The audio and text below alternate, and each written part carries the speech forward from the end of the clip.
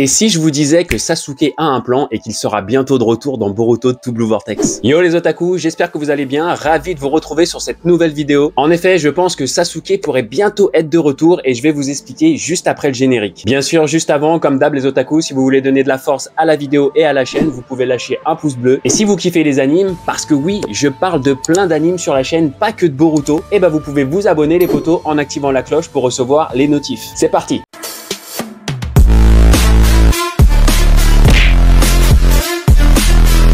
Je vous l'ai dit en introduction, je pense sérieusement que Sasuke pourrait être de retour très bientôt dans Boruto Two Blue Vortex, mais peut-être pas de la manière que vous croyez. J'avais déjà des énormes doutes depuis la sortie du premier chapitre, et mes doutes n'ont fait que se confirmer petit à petit, et se sont très accentués avec la sortie du chapitre 15 il y a peu de temps. Alors dans cette vidéo, je vais vous expliquer, je vais vous démontrer même pourquoi Sasuke pourrait bientôt revenir, et aussi par quels moyens. J'ai analysé de nouveau tous les chapitres sortis à ce jour, les 15 chapitres, pour voir si ma théorie tenait bien la route, et elle tient très bien la route les potos. Vous le savez désormais, Sasuke est actuellement prisonnier d'un arbre Shinju. Cet événement tragique est arrivé un an après que Boruto et Sasuke ont quitté le village de Konoha. Ils se sont retrouvés face à Code et ses sbires de crasse, et lors de l'affrontement, Sasuke s'est sacrifié pour permettre à Boruto de prendre la fuite. Et à son retour, Boruto a retrouvé son maître prisonnier de l'arbre Shinju. Et ce que Boruto ignorait à l'époque, c'est que cet événement allait donner naissance à l'alter ego de son maître en la personne de Hidari. Boruto a appris ceci quelques jours après lorsque Kashin Koji est venu à son aide et qui lui a révélé tout au sujet de Jura et des Shinju. En effet, Kashin Koji savait tout ça et tout ce qui allait se passer car il avait vu tous les futurs potentiels grâce à son Shinjutsu des 10 directions, le Jippo. Mais revenons à Sasuke. Une fois prisonnier de l'arbre Shinju, ce dernier pompe le chakra de Sasuke et c'est grâce à ce chakra qu'il peut donner naissance à Hidari. On l'a vu dans le chapitre 13, les Shinju apparaissent dans la dimension qui leur est propre. Et dans cette dimension descendent les racines des arbres Shinju dans lesquels les ninjas sont prisonniers. Et c'est grâce à ces racines que le chakra des victimes est transmis et donne naissance à leur alter ego Shinju. Il y a donc une connexion entre la victime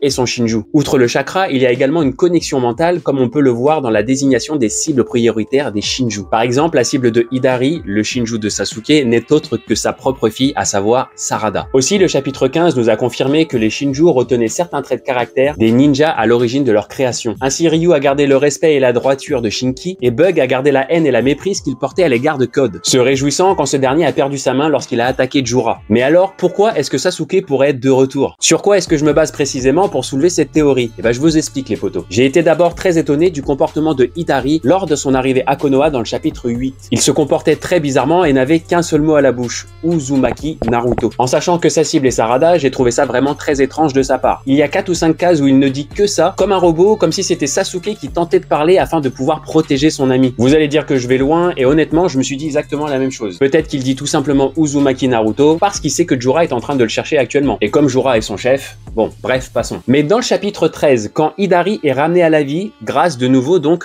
au chakra de Sasuke, Jura lui demande si tout va bien. Déjà, le fait que Jura pose cette question, ça m'a titillé l'esprit. Est-ce que Jura sait qu'il y a peut-être un risque que quelque chose n'aille pas? Peut-être suite à cette résurrection. Sinon, pourquoi il poserait la question? Mais regardez ensuite la réponse de Hidari. 3 petits points, je sais pas. La réponse parle d'elle-même. On voit que Hidari a un truc qui cloche. Alors c'est peut-être dû à sa résurrection, mais pourquoi est-ce qu'il serait bizarre suite à sa résurrection s'il n'y avait pas quelque chose d'anormal qui se passait? Sans compter qu'on l'a vu avec Ryu lorsqu'il est apparu. Lors de sa création, lui n'avait absolument rien d'anormal. Il semblait déjà avoir tous ses esprits alors qu'il venait juste d'être créé. Alors pourquoi Hidari a l'air à ce point-là dans le brouillard? Je vous le dis les amis, il y a un truc pas net. Bref, déjà ça m'a fortement titillé. Et mes doutes se sont accentués encore dans le chapitre 15 où Hidari a vraiment un comportement très suspect si on y prête vraiment attention. Dans le chapitre 15, Hidari ne prononce pas un seul mot et il apparaît seulement 3 fois à des moments bien spécifiques de la part de l'auteur. La première fois, c'est au moment où Ryu débusque Code. Comme si à ce moment-là, Hidari n'avait craint que Ryu n'ait plutôt découvert quelque chose d'anormal à son sujet plutôt qu'au sujet de Code. Et après, il s'est rendu compte que finalement Ryu parlait de Code. Imaginez si on se met à la place de Hidari, on voit Ryu qui fait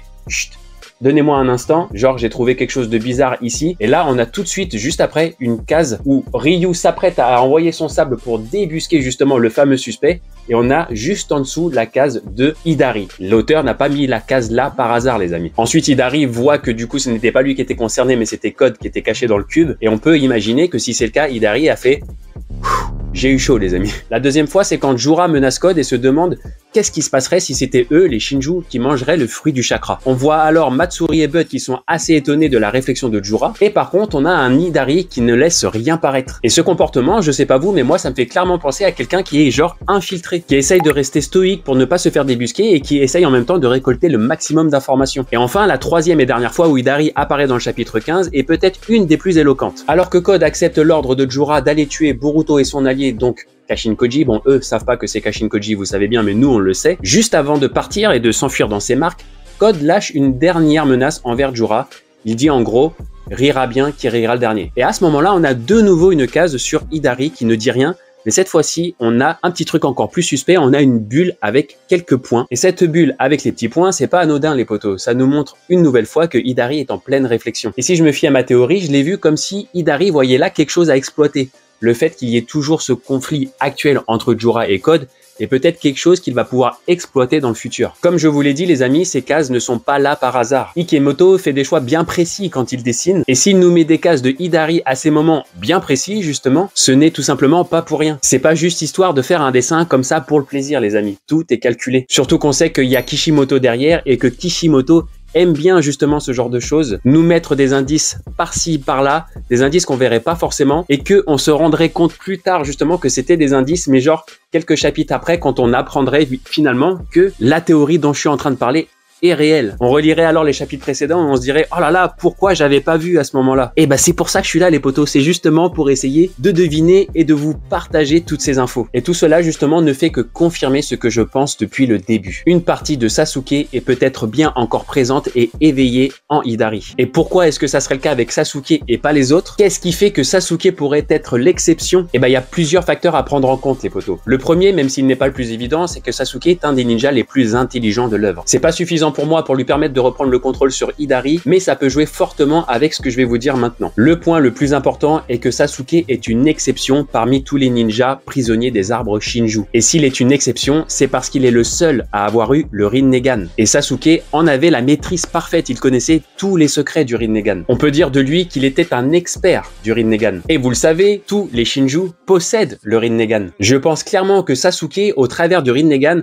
a trouvé un moyen de garder sa conscience éveillée en Hidari, comme une sorte de passerelle entre son esprit et celui de Hidari. Et il y a un autre point à prendre en compte. Rappelez-vous que les Shinju viennent de naître. Ils sont comme des enfants qui découvrent la vie. Ils ne sont donc pas encore habitués à leur corps, à leur force, à leur potentiel. On l'a vu par exemple quand Jura a affronté Himawari. Il a dit lui-même qu'il se découvrait et qu'il allait pouvoir se lâcher grâce à Himawari, que son combat face à elle lui permettait de connaître sa vraie force. Ça veut dire que auparavant, ils n'en avaient pas encore toute la connaissance. Eh bien, c'est exactement la même chose pour la maîtrise de leur Rinnegan. Hidari n'a pas l'expérience du Rinnegan qu'a Sasuke. D'autant plus qu'on ne connaît pas forcément tous les secrets au sujet du Rinnegan. Prenez par exemple Nagato qui contrôlait les 6 Pain. Grâce au Rinnegan, il avait une vision commune, les 6 Pain étaient tous connectés. C'est qu'il y a une sorte de connexion qu'on peut établir grâce au Rinnegan. Et je pense que c'est exactement le cas entre Sasuke et Hidari. Et si vous ajoutez à ça l'expérience de Sasuke et le fait qu'il est très intelligent, il a forcément une bonne carte à jouer. Parce que oui, le corps de Sasuke est bel et bien bloqué dans l'arbre et honnêtement, il n'est pas prêt d'en sortir. Mais son esprit, lui, pourrait bien retourner Hidari. Il n'y a aucun doute sur le fait qu'il pourrait prendre le contrôle de l'esprit de Hidari. On aurait alors dans les futurs chapitres un Hidari contrôlé par Sasuke, qui irait rejoindre et combattre aux côtés de Boruto, Sarada et les autres. Bien sûr, tout ceci ne reste que théorique pour le moment, mais honnêtement, j'y crois fortement. N'hésitez pas, vous, à me dire ce que vous en pensez dans les commentaires, les otaku. J'ai vraiment hâte d'avoir tous vos retours là-dessus, et bien sûr, comme d'hab, je lirai tous les commentaires et je répondrai à un max de commentaires. Cette vidéo est désormais terminée, j'espère que vous avez passé un bon moment. Je compte sur vous pour mettre un petit pouce bleu, et je vous dis à très bientôt sur les prochaines vidéos, les potos. Tchou!